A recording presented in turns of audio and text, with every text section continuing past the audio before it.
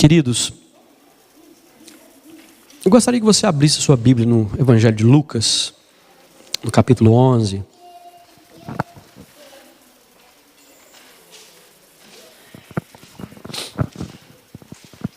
Nós vamos ler os 13 primeiros versos.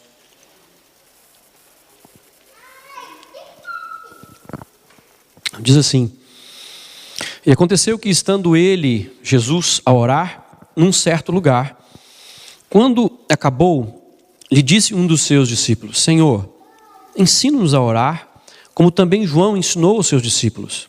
E ele lhes disse: Quando orardes, dizei: Pai nosso que estás nos céus, santificado seja o teu nome. Venha o teu reino, seja feita a tua vontade, assim na terra como no céu. Dá-nos cada dia o nosso pão cotidiano e perdoa-nos os nossos pecados, pois também nós perdoamos a qualquer que nos deve, e não nos conduzas à tentação, mas livra-nos do mal. Disse-lhes também: Qual de vós terá um amigo, e se for procurá-lo à meia-noite e lhe disser: Amigo, empresta-me 3 pães, pois que um amigo me chegou à minha casa, vindo de caminho, e não tenho que ir apresentar-lhe. Se ele, respondendo de dentro disser: Não me importunes, já está a porta fechada e os meus filhos estão comigo na cama, não posso levantar-me para te os dar. Digo-vos que, ainda que não se levante a dar-lhes, por ser seu amigo, levantar-se-á todavia por causa da sua importunação e lhe dará tudo o que houver mister.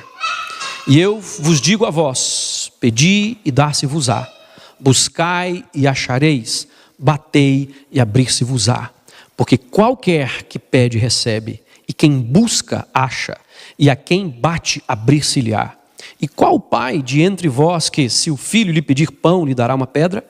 Ou também, se lhe pedir peixe, lhe dará por peixe uma serpente? Ou também, se lhe pedir um ovo, lhe dará um escorpião? Pois se vós, sendo maus, sabeis dar boas dádivas aos vossos filhos, quanto mais dará o Pai Celestial o Espírito Santo àqueles que lhe pedirem?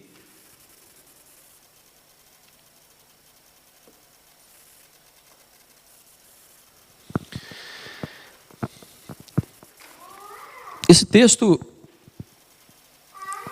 é lógico, existem muitas verdades aqui que são imprescindíveis para a nossa vida, são poderosas para a nossa vida. Mas eu gostaria de manter o foco hoje sobre o assunto oração.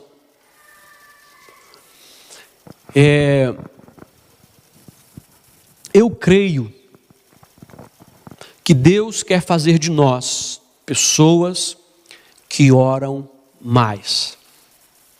Eu creio que Deus quer fazer de nós uma igreja que ora mais. Eu creio que Deus quer transformar a sua vida, a sua família, o seu ambiente de trabalho, o seu ambiente na escola, o seu ambiente na igreja, através das suas orações. Eu creio que Deus quer levantar para esse tempo do fim um exército de pessoas que entendem que a oração é a sua batalha.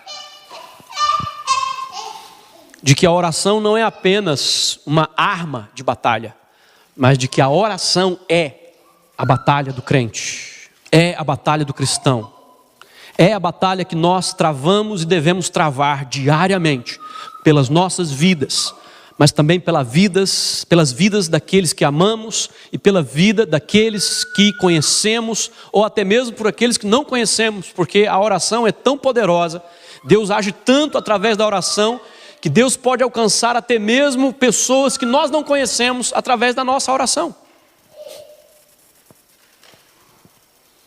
No entanto, a oração é tão negligenciada. No entanto, a oração tem sido cada vez mais, nos nossos dias, negligenciada. Nós temos muitos inimigos da oração. Muitos.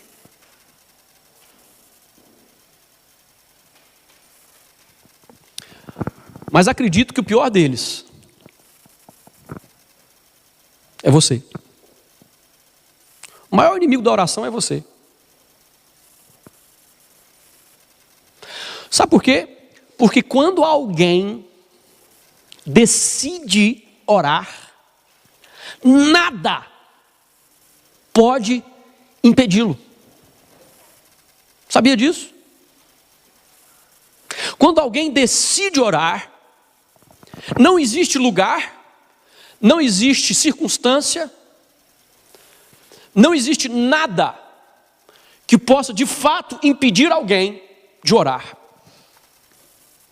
E é tão maravilhoso nós entendermos isso, queridos, porque se nós de fato entendermos isso, nós vamos perceber que à nossa disposição está não apenas um grande poder para viver, como um dos segredos para a vida cristã. Talvez um dos maiores, talvez não, com certeza, um dos maiores segredos para a vida cristã está no fato de que nós fomos chamados para viver em oração. A oração é tão importante que o apóstolo Paulo fala que nós devemos orar sem cessar, ininterruptamente, sem parar.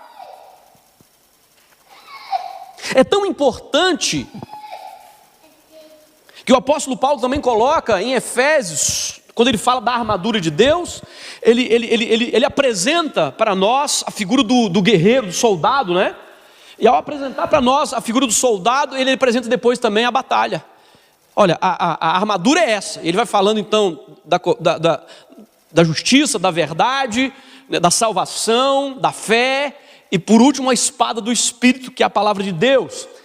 E aí ele entra no assunto da oração, apresentando então a guerra. Quando nós lemos lá o texto, nós percebemos isso claramente. Eu falei sobre isso na nossa reunião de homens. E é tão importante, queridos, nós entendermos isso, que a oração ela não é parte do aparato de guerra, ela não é parte da armadura. A oração é a guerra. E às vezes nós achamos que nós precisamos separar um tempo específico e um local específico para nós então batalharmos em oração. Nós precisamos, é verdade. É necessário que tenhamos um dia, um tempo, um momento. Nós precisamos disso diariamente, separar momento para orar. Mas aquele momento é uma batalha, não é a guerra. A guerra, ela é o tempo todo. A guerra é em todos os momentos que nós vivemos, em tudo que nós fazemos. Eu costumo brincar lá em casa que na nossa vida, assim, tudo que a gente vai fazer, por mais simples que seja, é com luta. Às vezes é um negócio, gente, simples, negócio simples, que tem tudo para encaixar certinho, tá bonitinho. Na hora que a gente vai fazer o negócio trava. Tem um viés inesperado, tem uma coisa que acontece, né? É sempre, ou quase sempre assim. E nós não percebemos que isso faz parte, na verdade, da nossa batalha, faz parte da nossa luta, faz parte da nossa guerra. A partir do momento que nós nos tornamos filhos de Deus, nós entramos em uma nova esfera de realidade, em uma nova esfera de entendimento, em uma nova esfera de espiritualidade. Os nossos olhos se abrem para coisas que antes nós não enxergávamos. A nossa vida se depara com coisas que antes não existiam para nós. Mas nós também nos tornamos ameaça. Porque todo filho de Deus que carrega consigo o Espírito de Deus e a autoridade do nosso Senhor Jesus Cristo, a quem Ele deu para todos aqueles que creem nele, é uma ameaça para o inferno, é uma ameaça para o reino das trevas.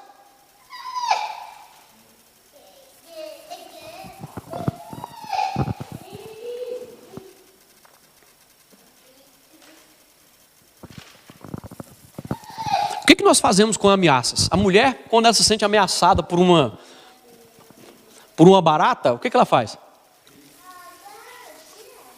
Não é? Mas ela grita assim, só grita ou ela... O que ela faz? Ah! Uma barata! E ela chama alguém para poder matar a barata. Ela denuncia a barata, ela mostra a barata, ela mostra...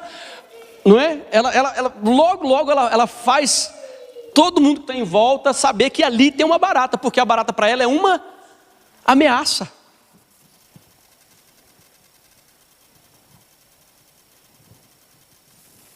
Quando você está na praia e existe alguma corrente, o que os salva-vidas fazem para determinar que existe uma ameaça à sua vida ali?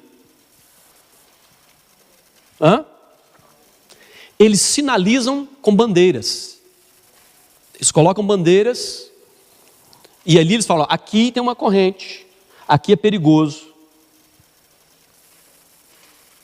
Eles estão alertando, eles estão mostrando que existe uma ameaça. O que eu quero dizer com isso? Que no mundo espiritual, queridos, quando nós somos de fato uma ameaça para o reino das trevas, nós somos conhecidos. Aonde nós vamos?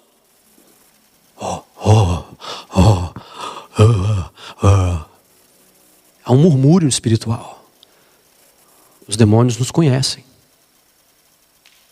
Se você é uma ameaça. Por que lá em Atos dos Apóstolos, determinados judeus queriam expulsar um demônio, mas não conheciam a Jesus, não tinham uma experiência com Jesus, não tinham a autoridade de Deus, não eram filhos de Deus.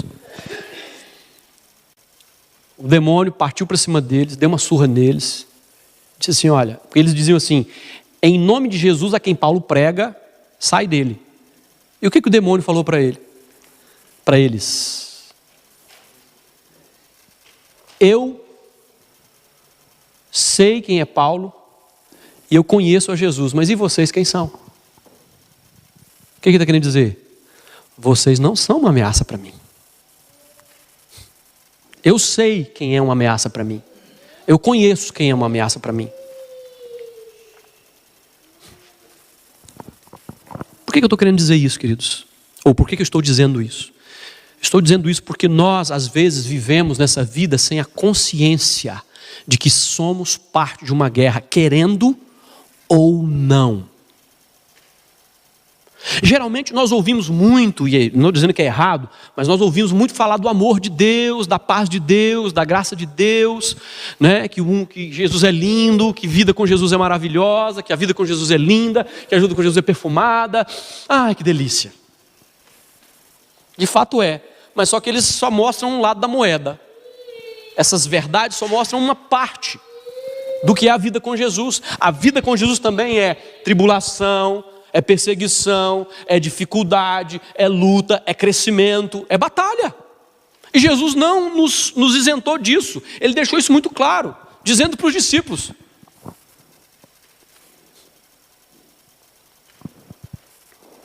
no mundo vocês vão ter aflições, mas tem de bom ânimo, eu venci o mundo. O que ele está dizendo? Ele está dizendo: olha, vocês não estão isentos não. Vocês não estão isentos. Vocês vão passar por circunstâncias difíceis. Vocês estão no meio dessa questão toda.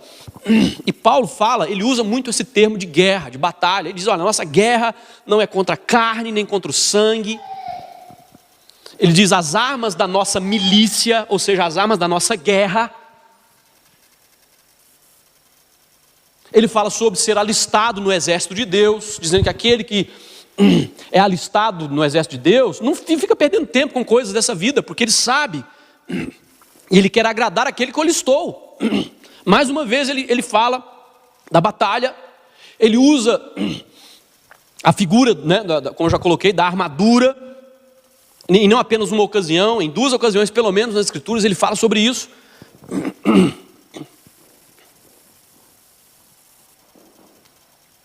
Ele fala sobre combater o bom combate. Ele diz: eu combati o bom combate.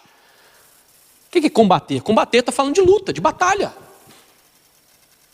Mas nós, queridos, nós queremos sombra e água fresca. Nós queremos uma vida mansa e pacífica, né? Nós queremos o céu. Não é? Nós queremos o céu, porque o céu é um lugar de refrigério, porque o céu é um lugar pacífico, tranquilo. O nosso coração anseia por um momento de descanso. Só que não dá para viver da forma que Deus quer que nós vivamos, se nós ignorarmos que vivemos em uma luta, em uma batalha. Por mais duro que isso seja, por mais que a gente fica querendo arrego, não é? Querendo um barranco para encostar, a realidade é essa, nós estamos e fazemos parte dessa guerra, querendo ou não. Se nós não queremos, se nós não fazemos questão, nós vamos ser atropelados, nós vamos ser jogados para o alto, nós vamos ser jogados de banda, nós vamos virar de cabeça abaixo, porque não entendemos os princípios, não entendemos as verdades, não entendemos como devemos agir e como devemos viver. E nós então, queridos, precisamos entender que essa guerra, antes de tudo, ela é travada na oração. Nestes dias Deus tem refrescado, Deus tem reavivado isso no meu coração e me levado a uma busca mais intensa, por entender, queridos, que nós não podemos avançar, nós não podemos conquistar, nós não podemos viver a vida que Deus planejou para nós, se não vencermos em oração. Jesus, nós vemos Jesus se você olhar nos evangelhos, você vai perceber que nos momentos cruciais da vida de Jesus, ele sempre investiu muito tempo em oração. Quando foi para escolher os discípulos, ele ficou lá um tempão em oração, ou antes de começar seu ministério, 40 dias no deserto, jejum em oração. E depois lá no Getsemane, depois da ceia, ele vai para um lugar deserto para orar, ele vai para o Getsemane, lugar que era comum deles, Jardim das Oliveiras e Getsemane, era um lugar de oração de Jesus. Por quê? Porque ele fugia da muvuca.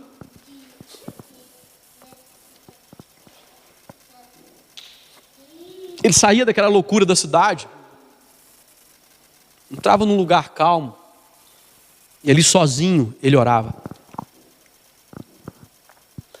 Mas naquele momento decisivo, no momento mais decisivo de sua vida, ele não envergou, ele não se dobrou às demandas, ou ao medo, ou seja lá o que for. Ele foi para a oração, porque ele sabia que era lá que ele haveria de vencer a maior batalha de sua vida. E a maior batalha da vida de Jesus foi contra os próprios sentimentos, porque do contrário a Escritura não revelaria que houve um embate ali com a alma dele, quando ele, orando, insistia dizendo: Pai, se possível, passa de mim esse cálice sem que eu beba.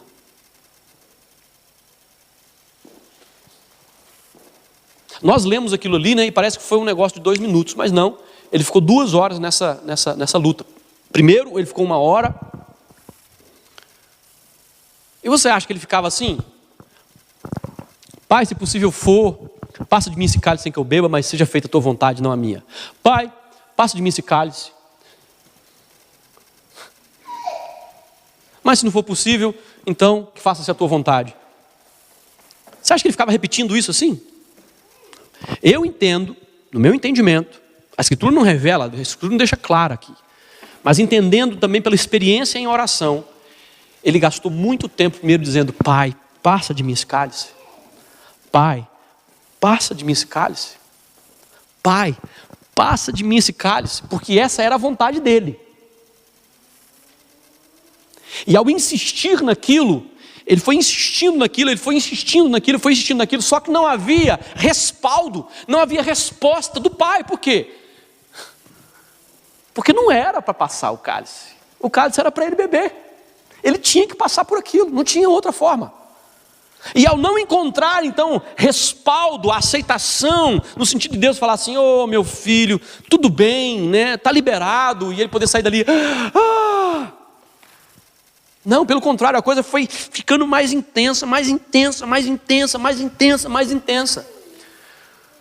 Porque isso, queridos, que é a questão do quebrantamento. Muitas vezes nós vamos desenvolvendo frieza espiritual, nós vamos desenvolvendo indiferença espiritual, e vamos deixando isso contaminar a nossa vida. E aí quando a gente vai para a oração, a nossa oração ela é vazia, ela é oração de intelecto, porque a gente aprendeu a orar. A gente fala Deus, a gente ora até bonitinho, a gente fala das coisas que a gente está vivendo, dos problemas que a gente está vivendo, mas lá dentro não existe conexão, não existe de fato um respaldo da parte de Deus, porque não existe verdadeiro quebrantamento e sujeição e submissão à vontade de Deus. É por isso que muitas pessoas, elas começam uma vida de oração e nunca vão à frente, porque quando elas se esbarram na entrega, quando elas se esbarram na sujeição, quando elas esbarram no fato de que elas precisam ir mais fundo e entregar aquilo que de fato precisa ser entregue, elas recuam. Mas Jesus não recuou, ele continuou, e ele percebeu então que o Pai não ia ouvir aquela oração.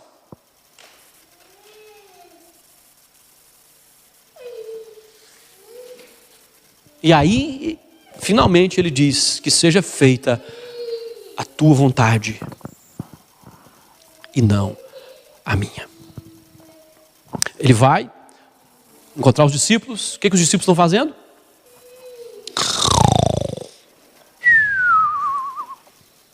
Não sei porquê, mas na minha cabeça eu tenho a ideia de que Pedro roncava. Não sei por que não, né? Minha ideia de Pedro, né? Que ele era roncador. Depois a gente vai perguntar isso para ele. Não sei, cismei. Não é? Aí Jesus chega lá e encontra aquela galera amontoada, roncando. E ele tinha falado, olha, orem comigo. Mas eles não oraram. Por que vocês acham que eles não oraram? Por que vocês acham que eles não perseveraram em oração?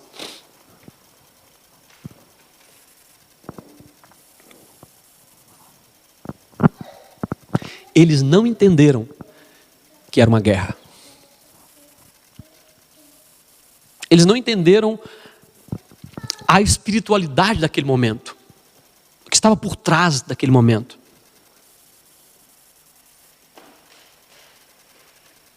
Mas não apenas isso, eu acredito que havia uma opressão. O próprio Jesus diz, vamos-nos daqui, porque a minha alma está angustiada até a morte.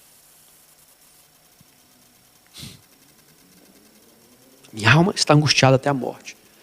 Se o mestre estava desse jeito, imagina o ambiente que estava. Jesus então dá aquela sacudida neles, dá aquele alerta. Nem uma hora pudesses velar comigo, vigiai e orai, para que não entreis em tentação. A carne, na verdade, é fraca, mas o espírito está sempre pronto. Ou o espírito está pronto, mas a carne é fraca. E ele volta para a oração e ele ora mais. A gente achou que a coisa estava resolvida? Estava ainda não. Ainda tinha um resquício, ainda tinha alguma coisa lá. E ele voltou para a oração, para continuar orando, até que tudo fosse resolvido dentro dele. E é aí, queridos, que muitos de nós, ou a maioria de nós, falha. Às vezes nós oramos, nós falamos com Deus, mas ainda não há uma testificação no nosso coração de que alcançamos a vitória. Não há uma testificação no nosso coração de que a nossa oração realmente foi ouvida ou recebida, ou que Deus aceitou os seus termos. E aí o que a gente faz? Por N razões, por cansaço, por compromisso, por sede de prazer, por sede de lazer, por sede de outra coisa, a gente deixa aquele momento, esquece. E acha que está resolvido porque você orou. Não, eu orei, minha consciência está clara, está limpa diante de Deus. Mas não é só isso. A oração é muito mais. A oração, ela é muito mais do que isso, queridos. Ela é a batalha. E nós precisamos entender isso. E às vezes tem batalhas que não são batalhas de uma ocasião, são batalhas de uma temporada, de insistência na oração, de continuar orando, de continuar orando, de continuar orando. Quantas coisas deixamos de receber, quantas verdades deixamos de viver, porque desistimos no meio do caminho. Lembra-se do texto em que Jesus fala, sobre o dever de orar sempre, sem nunca esmorecer? Ele fala a respeito da viúva insistente, que vai todos os dias lá na casa do juiz iníquo. Juiz, julga minha causa. No outro dia vai lá, juiz, julga a minha causa. No outro dia vai lá, juiz, julga a minha causa. Juiz, julga a minha causa. Juiz, julga a minha causa. Até que ela venceu o juiz pelo cansaço. O juiz então, assim, essa mulher me perturba, para ela parar de me perturbar, então tá bom, toma o que você está pedindo. E aí Jesus faz a aplicação dizendo, olha, se o juiz que é iníquo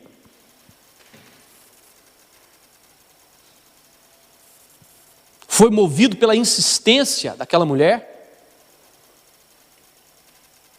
a moral dessa história é essa: quanto mais o vosso Pai Celestial vos fará justiça, ainda que pareça demorar.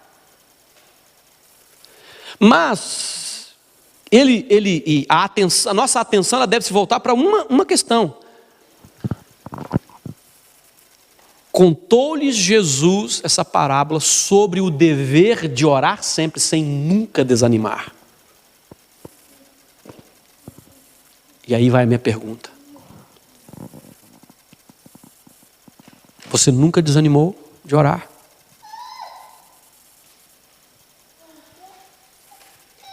Porque se nós desanimamos, significa que nós não estamos cumprindo o nosso dever. Porque o nosso dever é orar sempre, sem nunca desanimar.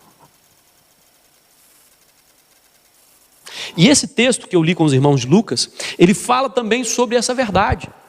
Quando você encontra esse texto, pedir e pedir, a nossa construção gramatical ela não tem um tempo específico para falar exatamente o que Jesus está dizendo aqui, para demonstrar o que Jesus está dizendo. Mas se você olhar o tempo verbal no original grego, você vai encontrar que é o seguinte: peça e continue pedindo até que. Bata e continue batendo. Não é uma questão peça e você receberá. Bata e abrir-se-lhe-á. Não, bata e continue batendo até que algo aconteça. Só que existe uma teologia por aí, queridos, que é aquela questão da vontade de Deus, né? Tudo que eu tenho que orar tem que estar na vontade de Deus. Aí o que a gente faz? A gente começa a orar, né? Aí como a resposta não vem, a gente fala assim, então não é da vontade de Deus, vou parar de orar. Mas foi Deus que falou com você que não é da vontade dele, ou você que está presumindo que não é da vontade dele? Porque o fato de você não ter alcançado ainda não significa que não é da vontade de Deus. Significa que agora você ainda não recebeu. Agora, pode ter várias razões. E uma das razões, queridos, muitas vezes que Deus não nos concede certas coisas que nós pedimos, certas coisas que nós oramos acerca delas, é porque nós não estamos preparados. É porque é preciso trabalho em nós, é preciso mudança em nós. E se nós insistirmos em oração, nós vamos dar tempo a Deus e vamos dar atenção para que Deus mude a nossa vida, mova a nossa vida. Faz sentido?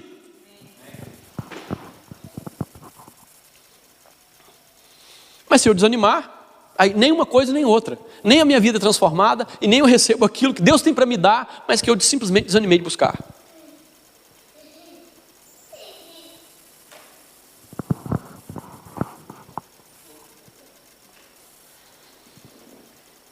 E aí eu quero ser bem específico sobre uma coisa.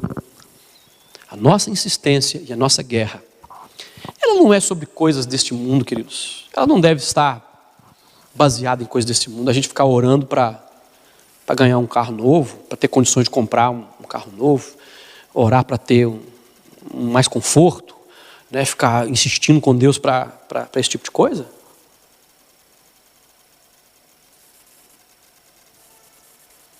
Porque aquele que é filho de Deus de verdade, ele entende que o que é mais importante é agradar a Deus. Seja no pouco, seja no muito. Se Deus te der oportunidade de ganhar dinheiro, Ele vai te dar a oportunidade de ganhar dinheiro. E você vai ser uma pessoa rica. Não tem nada de errado em ser rico. O que tem de errado é se você colocar o seu coração na riqueza. É isso que está errado.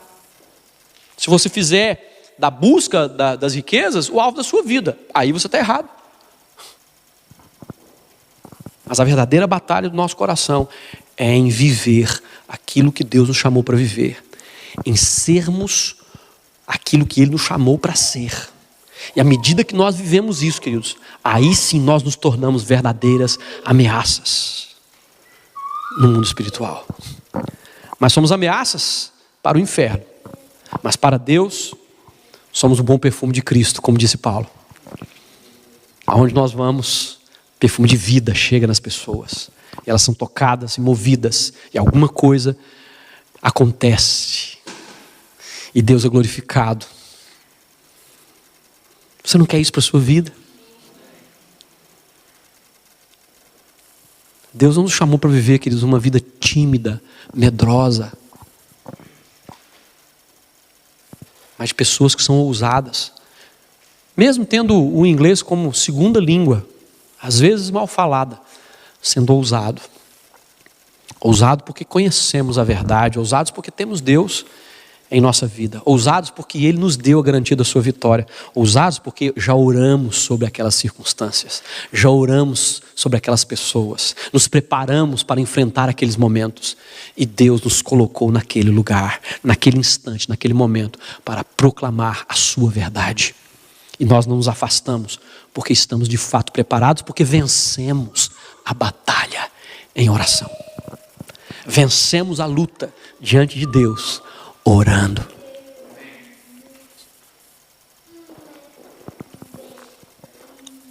Eu quero encerrar com um pensamento que é o seguinte: e aconteceu que, estando ele a orar num certo lugar, eu comecei dizendo que nós não precisamos necessariamente de um lugar específico para orar. Jesus estava num certo lugar.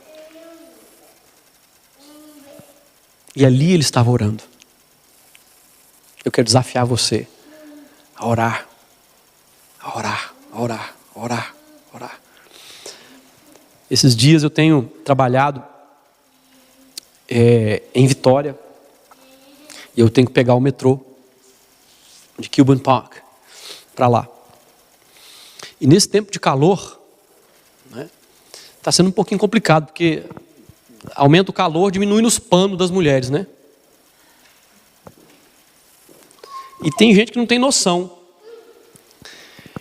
E aí tem dia, meu querido, que para você se manter puro, é aquela questão: eu entro no metrô, eu entro no trem, com a minha mochila, viro para a porta, fecho o olho e oro.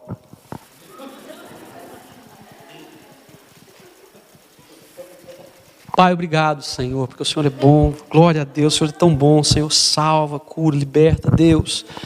Que esse dia seja maravilhoso para a Tua presença, para a Tua glória. A porta abriu, eu vou embora.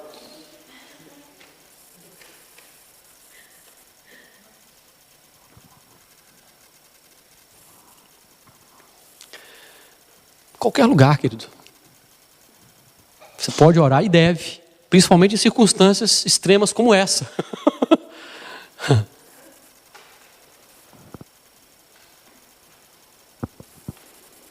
A gente pode orar em qualquer lugar e em qualquer circunstância, porque é uma questão do coração. Quando o meu coração tem sede de Deus. E é tão interessante isso, queridos, que é mais ou menos como dirigir. Mais ou menos como dirigir. Quando você está começando a aprender a dirigir, os seus sentidos todinhos estão ali, ó. Você segura o volante, parece que vai arrancar ele do lugar. O meu instrutor dizia assim, calma, ele pegava na minha mão e falava assim, calma, solta, relaxa, ó, solta o ombro, calma, você vai quebrar o volante do meu carro, calma, né? Mas porque você faz isso, porque os seus sentidos estão ali, você está tenso, você tem um monte de coisa para pensar ao mesmo tempo. Você tem a embreagem, você tem o freio, você tem o acelerador, você tem a marcha, você tem os espelhos, 3 espelhos para você olhar, né? Você tem o barulho do motor, você tem o velocímetro para você olhar, você tem o combustível, você tem a temperatura, né? E você ainda tem o instrutor falando no seu ouvido. E você tem do lado de fora centenas de carros e centenas de pedestres doidos, e ciclista, e motociclista e tal. E se você for pensar nessa questão, você pira, né? Aí quando você começa a aprender a dirigir, você está assim, né? Você bota a primeira, vai devagarzinho, né? Aí o cara vai falar assim, pode passar marcha. Não, pode passar marcha. Sua mão está grudada no volante. Não, pode passar a marcha. Né? Aí você se encoraja e vai, né? Aí vai, você bota a segunda e vamos embora, né? Aí quando passa um ônibus perto de você, não é? E aí você pensa, na hora que você passa a marcha, você pensa, primeiro, não, é para cá mesmo. E o que eu tenho que fazer? Eu tenho que apertar a embreagem, mas não posso soltar de uma vez. Eu tenho que... Ou seja, aí você tira a carteira, que é uma licença para você aprender. A carteira não diz que você é um motorista, ela diz que você tem licença para aprender, que você agora está habilitado para aprender, porque o verdadeiro aprendizado é depois que você tira a carteira. Que não tem mais instrutor do seu lado, que você está sozinho, que você vai lidar com essas situações. Beleza. Aí você vai, né? Dirige todo dia, dirige toda hora, não sei o quê. Depois de 5 anos de carteira, meu querido, você não precisa de olhar no velocímetro mais, você já conhece o barulho do carro.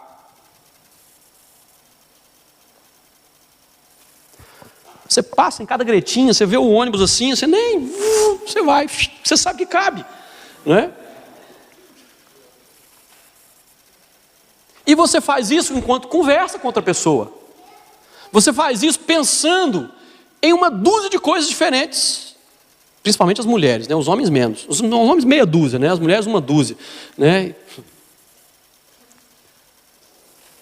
Mas sabe o que acontece? Por quê? Porque aquilo que você aprendeu, a mecânica daquilo, se tornou agora parte até do seu subconsciente. Você faz sem ter a necessidade de prestar tanta atenção no que você está fazendo, porque se tornou parte de quem você é, parte do que você faz. É aquilo ali, você faz. A oração, ela precisa encontrar esse lugar na nossa vida, queridos, que é automático. Você já levanta com a sua cabeça no céu. Você já levanta com o seu coração em Deus.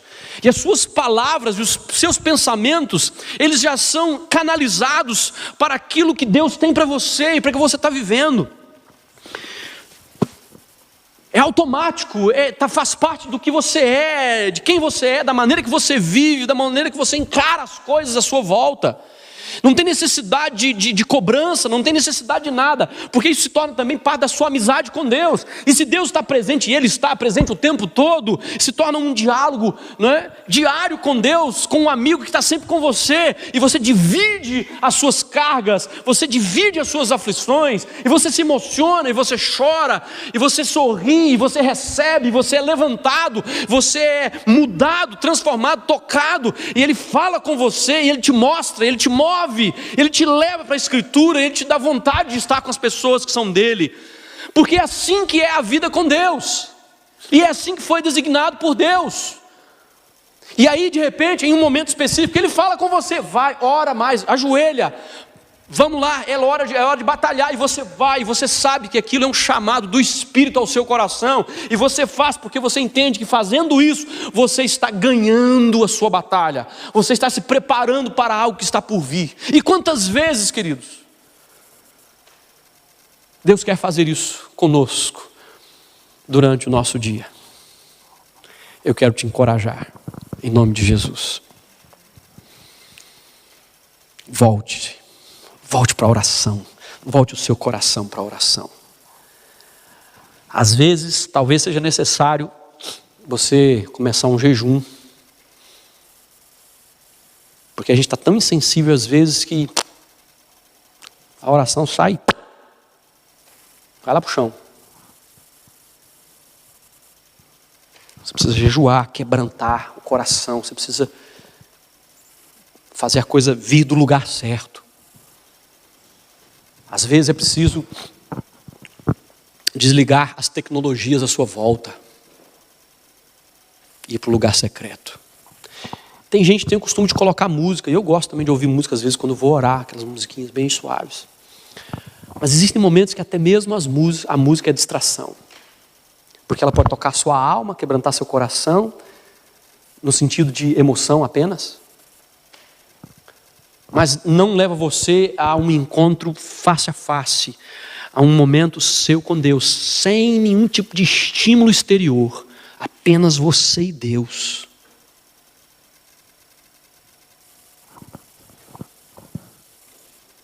Vamos voltar para a oração, queridos. Vamos orar mais. Vamos orar mais. Se você não tem nada por que orar, ore por mim. Preciso tanto da sua oração, você não tem ideia. Ore por mim. Ore pela minha família.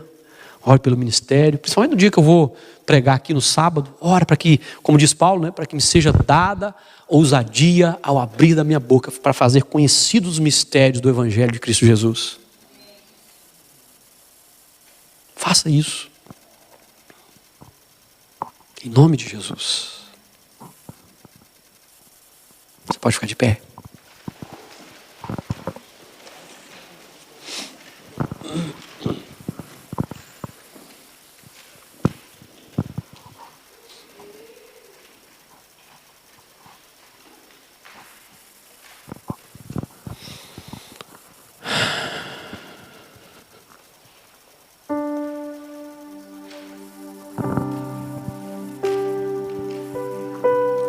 Pai querido, eu quero te agradecer porque o Senhor, mesmo quando negligenciado, está sempre buscando novas formas e maneiras de nos atrair de volta, de nos trazer de volta, Deus, para a comunhão, para perto do Senhor, porque o Senhor nos ama, Deus, e eu sou constrangido por esse amor. Eu peço que nessa noite a Tua palavra, ela encontre um lugar especial no coração dos meus irmãos, que eles de fato ouçam como se fosse uma trombeta chamando cada um, ó Deus, para o lugar, para a sua posição, ó Deus, nas fileiras de um exército. E ao fazer isso, Deus, eles disponham o coração para a oração, ó Deus, criando, ó Deus, tempo, administrando o seu tempo, fazendo o que for necessário simplesmente para poder orar, mas que possam também, ó Deus, romper a barreira, Deus, da mente vazia, romper a barreira da mente preocupada, e possam assim, ó Deus, entrar, ó Deus, nessa dimensão de oração constante, de oração, ó Deus, que não existe local, não existe hora, mas que em todo momento ela está lá, como um incenso queimando devagar, chegando às tuas narinas, como um cheiro agradável. Que as nossas orações, elas sejam sim, ó Deus, constantes diante de Ti, elas sejam constantes diante de Ti, assim como o Senhor disse para Cornélio, que as orações dele chegaram até os céus, que as suas constantes orações subiram até o Senhor. Eu te peço, Pai, em nome de Jesus, aguça isso dentro de nós, renova em nós, ó Deus, a sede, a fome da oração e as experiências tão poderosas quando nós derramamos o nosso ser em oração na Tua presença. Somos tocados como ninguém mais. Ó Deus, somos movidos de forma tão especial.